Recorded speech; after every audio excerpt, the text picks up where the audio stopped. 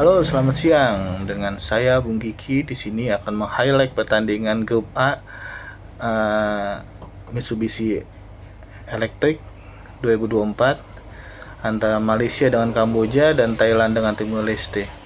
Pertama kita mulai dengan tim Malaysia. Tim Malaysia menggunakan formasi 5-4-1 dengan pelatih Paul Marty, dan Kamboja menggunakan formasi 4-4-2 dengan pelatih Koji Yutoku. Pertandingan semalam memang sangat dramatis ya. Malaysia hampir kalah oleh tuan rumah Kamboja dan berhasil disamakan oleh Fergus Tierney.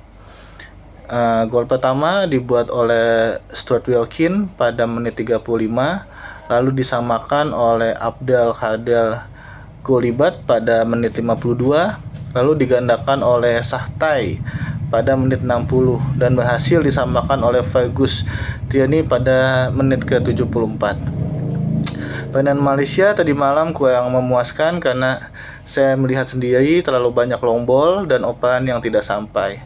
Bahkan gol pertama Kamboja karena pertahanan yang dimiliki oleh tim Malaysia tidak begitu rapi dan tidak mampu mengatasi pemain Kamboja. Alhasil berdampak pada peluang yang dimiliki oleh tim Kamboja yang membuahkan gol oleh Abdel Kader Koulibaly. Gol kedua Kamboja juga didapatkan dari tendangan sudut yang membuat kiper dan bek Malaysia tidak berkutik yang digolkan oleh Sahtai. Lalu pada menit ke-74 pemain Malaysia Fergus Tierney menyamakan kedudukan. Setelah gol kedua, tidak ada lagi peluang yang membahayakan yang dilakukan oleh kedua tim. Ternyata dampak dari pemain naturalisasi yang dimiliki oleh Kamboja itu sangat berdampak dari segi permainan. Kalau kita melihat dari segi ranking antara Malaysia dengan Kamboja sangat jauh. Malaysia itu di angka 132 dunia gitu. Nah, 6 naturalisasi yang dimiliki oleh Kamboja itu seperti Andes Nito itu yang bermain di Phnom Penh Crown yang berasal dari Kolombia. Selanjutnya ada Takaki Ose di Phnom Penh Crown juga, dia berasal dari Jepang. Dan selanjutnya ada Abdel Kader Kauti yang dari Isi dan Shanghai FC yang tadi malam menciptakan gol itu dari Pantai Gading. Dan Hikaru Mizuno Jepang, Yudai Ogawa Jepang, dan Muhammad Fares dari Afrika Selatan yang sudah join dengan timnas Kamboja waktu putaran pertama Piala Dunia 2026 zona Asia pada Oktober 2023 gitu. Nah, selanjutnya kita juga akan meng-highlight pertandingan tim Malaysia dengan Thailand dengan skor akhir 10-0. Yang membuat Thailand berada di posisi pertama di grup A dengan perolehan 3 poin, disusul dengan Kamboja di peringkat kedua dan Malaysia di peringkat ketiga, lalu Singapura keempat dan Timor Leste kelima. Pada pertandingan Thailand dengan Timor Leste terlihat perbedaan kualitas antara kedua belah tim. Tim Thailand menggunakan formasi 4-3-3, sedangkan tim Timor Leste menggunakan 4-1-4-1.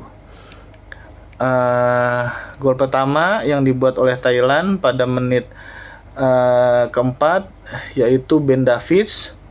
Lalu gol kedua dilesakan oleh Patrick Gustafsson pada menit ke-17.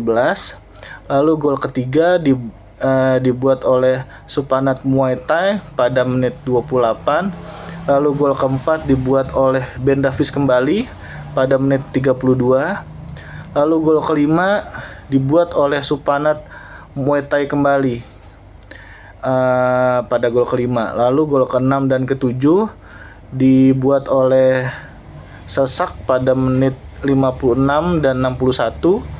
Lalu pada gol ke-8 dan ke-9 dibuat oleh Trisak Poipemai pada menit 79 dan 90+2. dan laga ditutup oleh gol dari Nicolas Mikkelsen pada menit 30+3. Pada pertandingan grup A sudah membuktikan bahwa Thailand mampu menunjukkan mereka sebagai Raja ASEAN dengan langsung menumbangkan Timor Leste dengan 10-0, walaupun tim Timor Leste menggunakan yang tidak begitu muda, yaitu dengan rata-rata usia 23,1. Harusnya Tim Malaysia juga mampu memberikan perlawanan, karena tim Malaysia juga bukan dengan skuad utamanya, dia juga dikombinasikan dengan skuad muda dengan senior. Harusnya tim Malaysia mampu memberikan perlawanan gitu. Nah, untuk nanti malam itu nanti ada pertandingan antara Indonesia dengan Myanmar, di mana akan dilaksanakan pada 9.30. Berdasarkan head to head di 16 kali pertemuan, Indonesia hanya 1 kali kalah pada 21 Maret 2017 dan 3 kali imbang pada 15 Desember 2002, 25 Agustus 2006 dan 4 November 2016. Akan tetapi saat ini Indonesia menurunkan skuad U22 dan masih banyak yang harus yang baru bergabung dengan timnas. Berbeda dengan Myanmar yang sudah menurunkan skuad senior dengan rata-rata usia 26,1 tahun. Hal ini tentu berdampak pada pertandingan nanti malam, karena sebagian timnas Myanmar sudah berpengalaman berkompetisi internasional dan sudah beberapa kali mewakili negaranya. Berbeda dengan Indonesia yang masih sangat hijau. Akan tetapi info terbaru, Rafael Struijk sudah di Myanmar dan direncanakan ikut bertanding nanti malam. Akan tetapi info terakhir tadi saya baca di internet bahwa Ronaldo Kuate, Rafael Struijk dan Asnawi itu mau dicek dulu kondisinya apakah mampu untuk bertanding nanti malam berdasarkan info dari media. Untuk pertandingan nanti malam kemungkinan Indonesia akan menggunakan formasi kembali 3-4-3. Dia akan mulai dari bertahan dari belakang dan akan melakukan counter attack gitu. Nah, sedangkan kalau Myanmar saya rasa dia akan menggunakan posisi formasi 4-3-3, lebih menyerang, karena mereka merasa bahwa pemain yang diturunkan bawah senior, berbeda dengan Indonesia yang rata-rata usianya masih 20,1 tahun. Ini sangat menarik untuk kita tunggu pertandingan nanti malam. Oleh sebab itu, mari kita nonton sama-sama pertandingan nanti malam. Oke, sudah cukup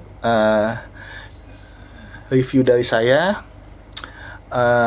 Apabila suka dengan channel ini, mohon maaf, masih banyak yang sangat kurang, masih sangat belibet karena saya baru pertama kali buat channel. Mohon bantuan, mohon bimbingan dan kritikan serta masukan. Terima kasih.